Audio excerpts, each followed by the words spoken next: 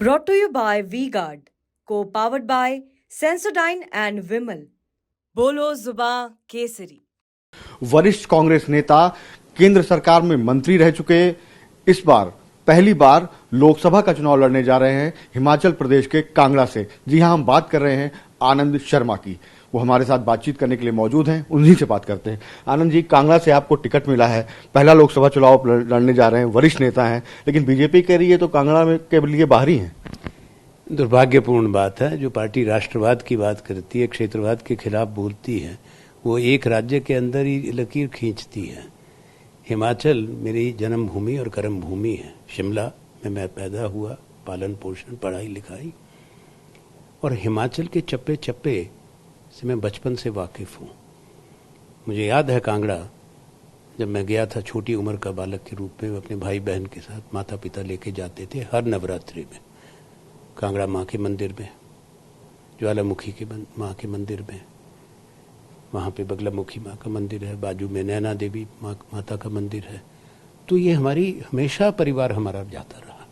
उसके बाद मैं छात्र आंदोलन में रहा हिमाचल में, एनएसवाई का, और राष्ट्रीय स्तर पर भी संस्थापकों में से, फाउंडर्स में से। तो कांगड़ा में भी हमने संगठन बनाया, सब जगह गए, चंबा में भी गए। हिमाचल युवक कांग्रेस का लंबे समय तक अध्यक्ष रहा, वो भी एक चुनौती का समय था। हिमाचल के दौरे किए डॉक्टर परमार के समय से। मुझे नहीं लगता कि भारतीय जनता पार्टी के राष्ट्रीय नेतृत्व को सोचना चाहिए कि जो वो दिल्ली में कहते हैं, जो वो लखनऊ बनारस में कहते हैं, क्या वो बात बदलती जाती है?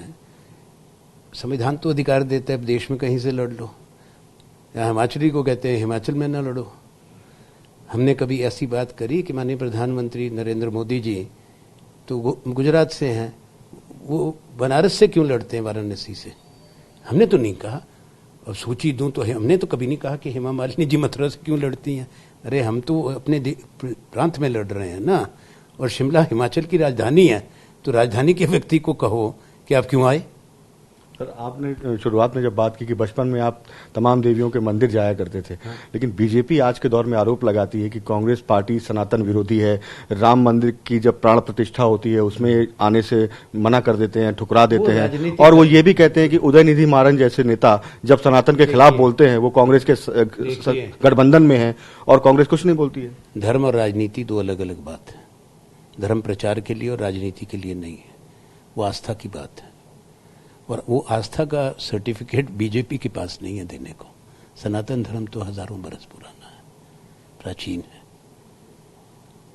करोड़ों करोड़ों लोग आस्था रखते हैं। तो क्या ये अनिवार्य है कि पहले भारतीय जनता पार्टी के सदस्य बनो फिर सनातनी बनो? ये क्या मजाक है? सर, एक सवाल और है कि इस वक्त जो चुनाव के 2 चरण हो चुके हैं, प्रधानमंत्री की ओर से, बीजेपी की ओर से बार बार कहा जा रहा है कि बीजेपी 370 पार, एनडीए 400 पार। तो ऐसा लगता है कि आप लोग कहीं हैं? आपको लगता है कि ऐसा कुछ हो रहा है? पहली बात कि देश में चुनाव हो रहा है, मजाक हो रहा है।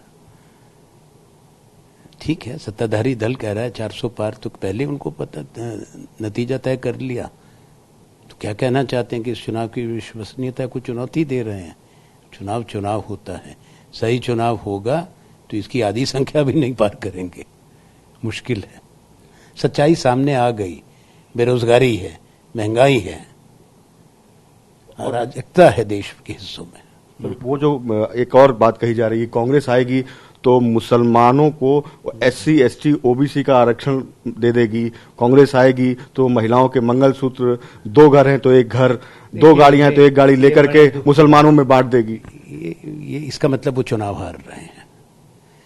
कांग्रेस 60 साल से ज्यादा, पहले तो आजादी के संग्राम में नेतृत्व किया राष्ट्रीय आंदोलन का, और 6 दशक में कांग्रेस के प्रधानमंत्री रहे, सरकारें रही। कोई देश की माँ बेटी बहन बता दे कि किसी का जेवर गया हो, मंगलसूत्र गया हो? हाँ, इंदिरा गांधी ने जरूर अपना दिया था 1962 की जंग में। भारत की माताओं बहनों ने दिया था जब देश को जरूरत पड़ी थी। चलो, बहुत पुराने नेता हैं, इंदिरा गांधी, राजीव गांधी, सोनिया गांधी, और आज राहुल गांधी, प्रियंका गांधी हैं। लोकसभा चुनाव आप उन राहुल गांधी, एक तरीके से वो नेतृत्व भी कर रहे हैं, आपकी लीडरशिप में हैं, उनके नेतृत्व में लड़ रहे हैं, जिनके मामले को लेकर कहा गया कि आप लोगों ने G23 बनाया था। बिल्कुल गलत बात। कहीं जिक्र तक नहीं है।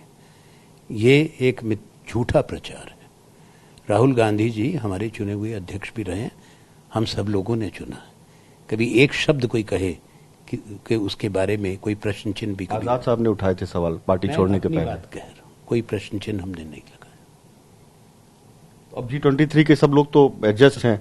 देखिए, वो राज बब्बर चुनाव लड़ रहे हैं, अखिलेश चुनाव लड़ रहे हैं। देखिए, आप वो बात कर रहे हैं कि घर के अंदर भाई बहन बैठ के माता पिता से कोई बात करें या परिवार के अंदर कोई बात हो। कौन सी संस्था, कौन सा परिवार है, कौन सा समाज है जिसके अंदर चर्चा ना हो? जिस समाज के अंदर चर्चा ना हो, घर के अंदर बातचीत ना हो, रसोई में, घर में, लिविंग रूम में, तो वो तो बड़ा भयावह हो जाएगा, घुटन हो जाएगी। हमारे यहाँ कांग्रेस में बातचीत होती है, चर्चा होती है। सर, जिस तरीके से चुनाव में आप जा रहे हैं, उसके ठीक पहले आपने एक खत लिखा CWC के मेंबर्स को। उसमें आपने कहा कि जातीय जनगणना जो है वो कांग्रेस पार्टी की विचारधारा नहीं है, मूल तरीका नहीं है। ऐसे में अब राहुल गांधी तो वही बात लेकर के जा रहे हैं, वही आपके मैनिफेस्टो में है। देखिए, अपना मत रखना एक अधिकार पार्टी ने हमको दिया है, पर उसके बाद जो पार्टी निर्णय करती है सर्वमान्य हो जाता है। तो ये मेरे दल के अंदर बीजेपी में कोई कह सकता है एक शब्द भी? हमारे यहाँ तो कम से कम बात सुनी जाती है, चर्चा की जाती है, या मानी जाती है या मनवाया जाती है। तो आप मान गए? मैनिफेस्टो तो वही होगा कांग्रेस का जो आप दिखाई दिया। मैं कांग्रेस कार्यकारिणी का सदस्य हूँ, कांग्रेस का चुनाव लड़ रहा हूँ, तो कांग्रेस का चुनाव कांग्रेस के मैनिफेस्टो पर ही लड़ रहा हूँ। धन्यवाद। बहुत बहुत शुक्रिया TV9 से बात करने के लिए। तो ये थे आनंद शर्मा। दिल्ली से कुमार विक्रांत सिंह, TV9 भारतवर्ष।